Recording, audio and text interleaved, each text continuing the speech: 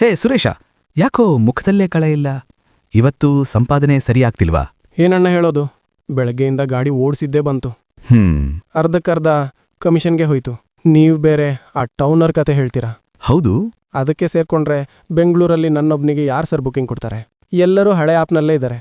Okay ನಾನ್ ಮಾತ್ರ ಮೂಲೆ ಗುಂಪಾಗ್ಬಿಡ್ತೀನಿ. ಸುರೇಶ, ನಿನ್ನ ಈ ಮಾತ್ ಕೇಳಿದಾಗ ಹಾ, ಕೆಲವು ತಿಂಗಳ ಹಿಂದೆ ನನಗಿದ್ದ ಅದೇ ಭಯ ನೆನಪಾಯ್ತು. ನಾನು ಒಬ್ಬನೇ ಈ ಹೊಸ ದಾರಿಯಲ್ಲಿ ನಿಂತರೆ ನನ್ನ ಗತಿ ಏನು ಅಂತ ನಾನು ಯೋಚನೆ ಮಾಡಿದ್ದೆ. ಹೌದಲ್ವಾ ಅಣ್ಣ? ಅದೇ ತಾನೇ ನನ್ನ ದೊಡ್ಡ ಚಿಂತೆ.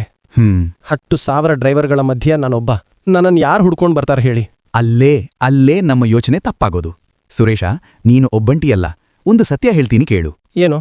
ಈಗಾಗ್ಲೇ ಕರ್ನಾಟಕದಲ್ಲಿ 70,000ಕ್ಕೂ ಹೆಚ್ಚು ಪ್ರಯಾಣಿಕರು ಟೌನರ್ ಆಪ್ ಡೌನ್ಲೋಡ್ ಮಾಡಿದ್ದಾರೆ. ನಿನಗ್ ಗೊತ್ತಾ ಇದು? 70,000ನ? ನಿಜವಾಗ್ಲೂ? ಹೌದು. ಅಷ್ಟೇ ಅಲ್ಲ, ಓ, ನಮ್ಮ ಡ್ರೈವರ್ ಸ್ನೇಹಿತರೆಲ್ಲ ಸೇರಿ 50 ಲಕ್ಷ ಕಿಲೋಮೀಟರ್ಗಿಂತ ಹೆಚ್ಚು ಗಾಡಿ ಓಡಿಸಿದ್ದೇವೆ. ಸುಮಾರು 5 ಕೋಟಿ ರೂಪಾಯಿಗೂ ಹೆಚ್ಚು ವ್ಯವಹಾರ ಆಗಿದೆ. ವಾವ್! ಈಗ ಹೇಳು, ಇಷ್ಟೆಲ್ಲ ಆದ್ಮೇಲೂ ನೀನು ಒಬ್ಬಂಟಿ ಅಂತೀಯಾ? ಈ ಸಂಖ್ಯೆ ಕೇಳೋಕ್ ಚೆನ್ನಾಗಿದೆ ಬಿಡಿ. ಆದ್ರೂ ಏನು? ಆ 10,000 ಡ್ರೈವರ್ಗಳ ಸ್ಪರ್ಧೆ ಇದ್ದೇ ಇರುತ್ತಲ್ವಾ? ಇಲ್ಲ, ಖಂಡಿತ ಇಲ್ಲ. ಅದೇ ಟೌನರ್ ಮತ್ತು ಆಗ್ರಿಗೇಟರ್ಗೂ ಇರೋ ದೊಡ್ಡ ವ್ಯತ್ಯಾಸ. ನೀನು ಆಗ್ರಿಗೇಟರ್ ಆಪ್ನಲ್ಲಿದ್ದಾಗ, ಹೌದು, ನೀನು ಪ್ರತಿದಿನ 10,000 ಜನರ ಜೊತೆ ಸ್ಪರ್ಧೆಯಲ್ಲಿರ್ತೀಯ. ಯಾಕಂದ್ರೆ ಆ ಸಿಸ್ಟಮ್ಗೆ ನೀನು ಯಾರು, ನಿನ್ನ ಸೇವೆ ಹೇಗಿದೆ ಅನ್ನೋದು ಮುಖ್ಯ ಅಲ್ಲ. ಸರಿ, ಅದು ಯಾರಿಗ್ ಬೇಕಾದ್ರೂ ಟ್ರಿಪ್ ಕೊಡ್ಬಹುದು. ಹೌದು, ನಿಜ. ಆದ್ರೆ ಟೌನರ್ನಲ್ಲಿ ನೀನು ನಿನ್ನದೇ ಸ್ವಂತ ಗ್ರಾಹಕರನ್ನು ಸಂಪಾದನೆ ಮಾಡ್ತೀಯ. ಓಹೋ! ಉದಾಹರಣೆಗೆ, ನನಗೀಗ 500 ಡೈರೆಕ್ಟ್ ಗ್ರಾಹಕರಿದ್ದಾರೆ. ಅವರು ಆಫೀಸಿಗೆ ಹೋಗಬೇಕಾದ್ರೂ ಸರಿ, ಊರಿಗೆ ಹೋಗಬೇಕಾದ್ರೂ ಸರಿ, ನನಗೇ ಫೋನ್ ಮಾಡೋದು. ಹೌದಾ? ಹೌದು. ಅವರಿಗೆ ಬೇರೆ ಡ್ರೈವರ್ ಆಯ್ಕೆಯೇ ಇಲ್ಲ.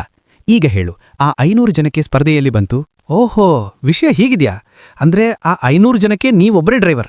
ಇದು ಅದ್ಭುತ ಅಲ್ವಾ? ಹಾಗಾದ್ರೆ ಅಣ್ಣ, ನಾನು ಆ ರೀತಿ ನನ್ನ ಸ್ವಂತ ಗ್ರಾಹಕರನ್ನು ಮಾಡ್ಕೊಳ್ಳೋದು ಹೇಗೆ? ತುಂಬಾನೇ ಸುಲಭ.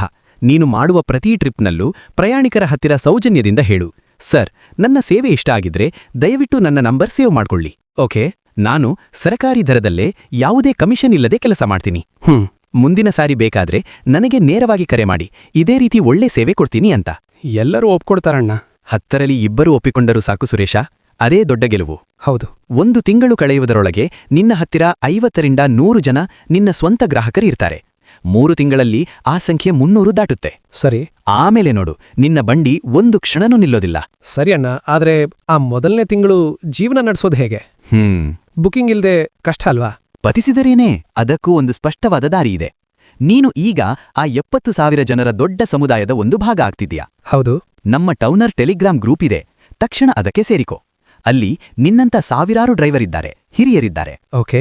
ನಿನ್ನ ಯಾವುದೇ ಪ್ರಶ್ನೆ, ಯಾವುದೇ ಸಮಸ್ಯೆಗೆ ಅಲ್ಲಿ ತಕ್ಷಣ ಉತ್ತರ ಸಿಗುತ್ತೆ. ಇನ್ನು ಸಂಪಾದನೆ ವಿಷಯಕ್ಕೆ ಬಂದರೆ, ಮೊದಲ 1-2 ತಿಂಗಳು ಹಳೆ ಆಗ್ರಿಗೇಟರ್ ಆಪ್ ಕೂಡ ಜೊತೆಯಲ್ಲಿಟ್ಕೋ. ಇದರಿಂದಲೂ ಬುಕಿಂಗ್ ತಗೋ, ಅದರಿಂದಲೂ ಗ್ರಾಹಕರಲ್ಲೂ ಸಂಪಾದನೆ ಮಾಡು. 2ರಲ್ಲೂ ದುಡಿಮೆ ಮಾಡು. ಯಾವುದೇ ಸಮಸ್ಯೆಗಳಿಗೆ ಅಲ್ಲಿ ತಕ್ಷಣ ಉತ್ತರ ಸಿಗುತ್ತೆ. ಇನ್ನು ಸಂಪಾದನೆ ವಿಷಯಕ್ಕೆ ಬಂದ್ರೆ, ಈಗ ಸಂಪೂರ್ಣವಾಗಿ ಧೈರ್ಯ ಬಂತಂಗ. ಹಾಗಾದ್ರೆ ನಾನೀಗ ಏನ್ ಮಾಡ್ಬೇಕು? ಮೊದಲ ಹೆಜ್ಜೆ ಏನು? ಬಹಳ ಸರಳ. ಮೊದಲನೇ ದಿನ ಟೌನರ್ ಆಪ್ ಡೌನ್ಲೋಡ್ ಮಾಡು. ನಿನ್ನ ಪ್ರೊಫೈಲ್ ಪೂರ್ತಿಯಾಗಿ ರೆಡಿ ಮಾಡು. ಸರಿ.